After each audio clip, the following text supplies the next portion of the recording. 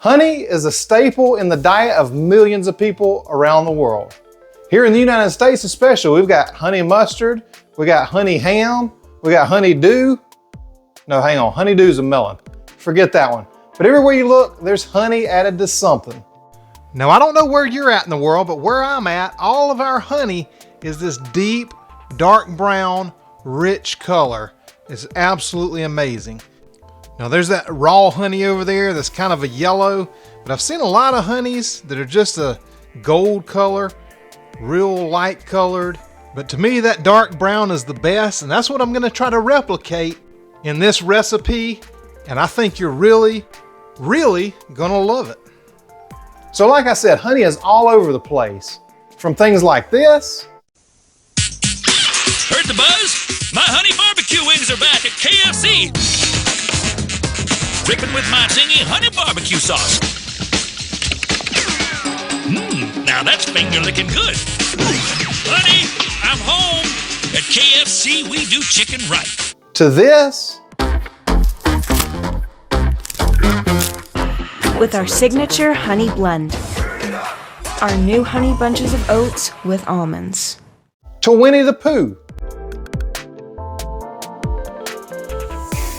No wonder Winnie the Pooh can't get his pants on. He eats honey by the hive.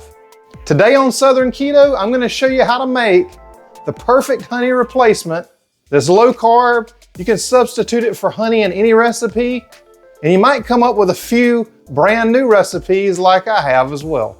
So let's talk about keto honey today, right after this.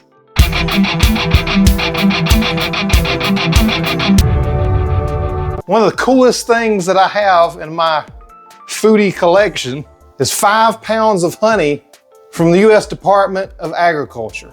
I don't even know how old this stuff is, but by them giving this out, that goes to show you who you don't want to trust with your nutrition.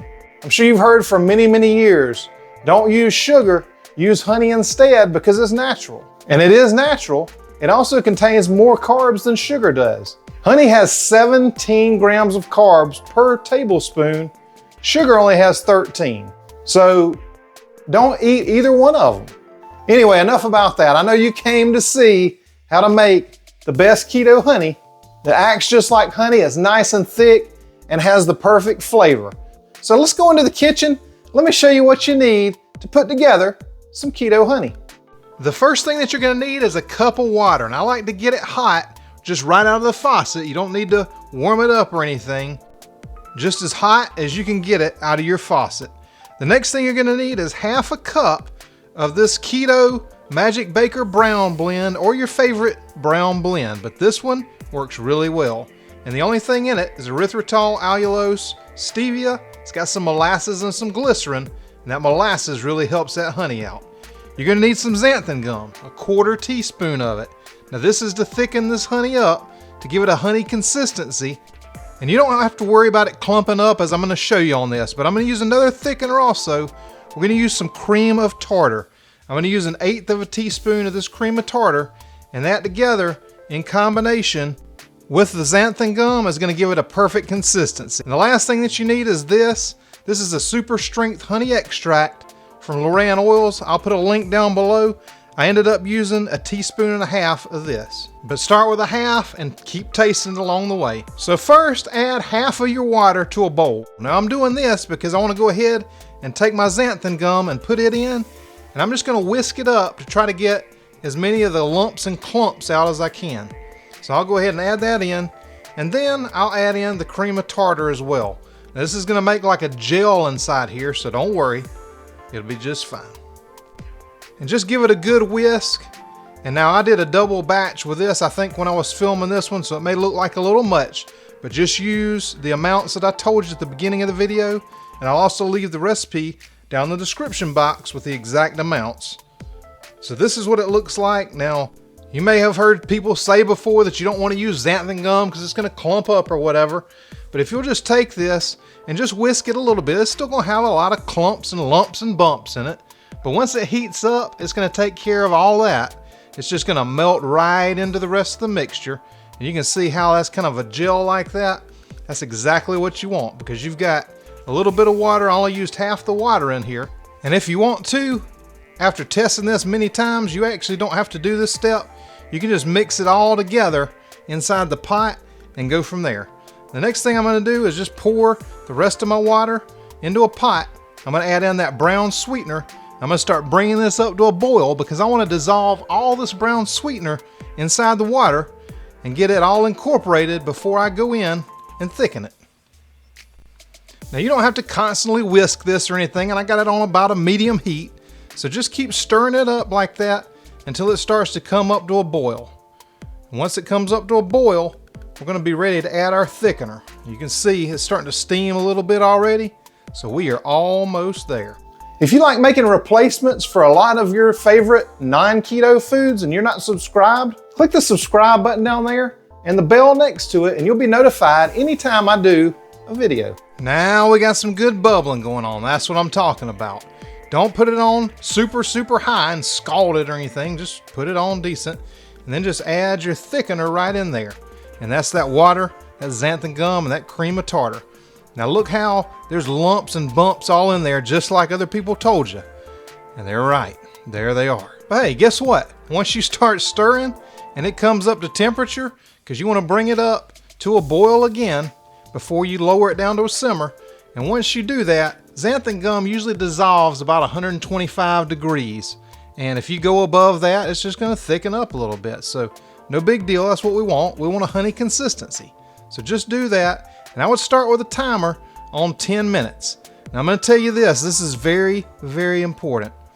What you need to do is after 10 minutes, check it out. If it's thickened up a little bit, not much, but just a little, then go ahead and take it off the heat and let it start to cool down. Mine takes 15 minutes. And after 15 minutes, it's still really thin, but that's what you want on this. It's going to be thin until you put it in the fridge, so don't worry. And if it's going like this, you use too much heat, so turn it down just a little. Once it's done, no longer than 15 minutes, take it off and let it cool completely. Now you can go ahead at this point and add in your honey extract once it's off the heat. Now why do I tell you to wait until it's off the heat? Because it's got alcohol in it. If you got an open flame, I don't want you to have to redecorate your whole kitchen on account of some honey extract. So just calm down, put a little bit in, taste it, see what you like. I do half a teaspoon at a time, and I end up using 1.5 teaspoons in all. It gives me that perfect honey taste that I want. You may like 1 teaspoon. You may like a little less. So I'll give it a taste again, and this is when I'm going to put in my last half teaspoon of this for a total of 1.5 teaspoons. And please, after it's cooked for 15 minutes, don't think it's too thin. I'm going to just cook it longer. It will not work. I'm just telling you. I'm going to show you the consistency that it needs to be. When you pour it into this jar, it's going to be liquidy. It's not like honey at all. It's like a liquid.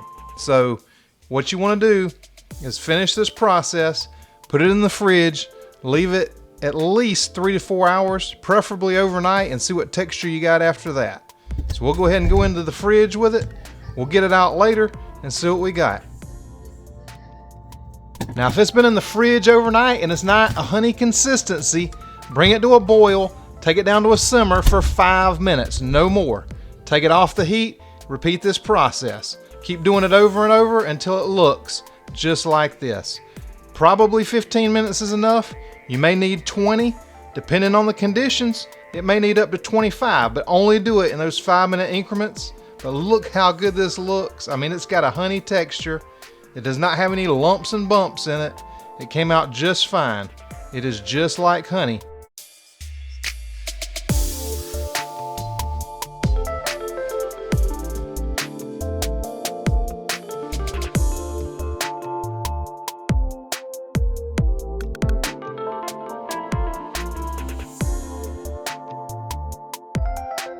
I mean, oh man, it is just like a sourwood honey, and you can use it to replace any honey in your recipes. There's a lot of good things you can use this honey with, and I'm gonna use it this year and make the same heavenly ham or honey baked ham that I did last year. But until then, check this video out for this heavenly ham and this video on something YouTube thinks you're gonna like. If you wanna support my channel, I've added a Buy Me a Coffee link down there, and anything you could do would be much appreciated.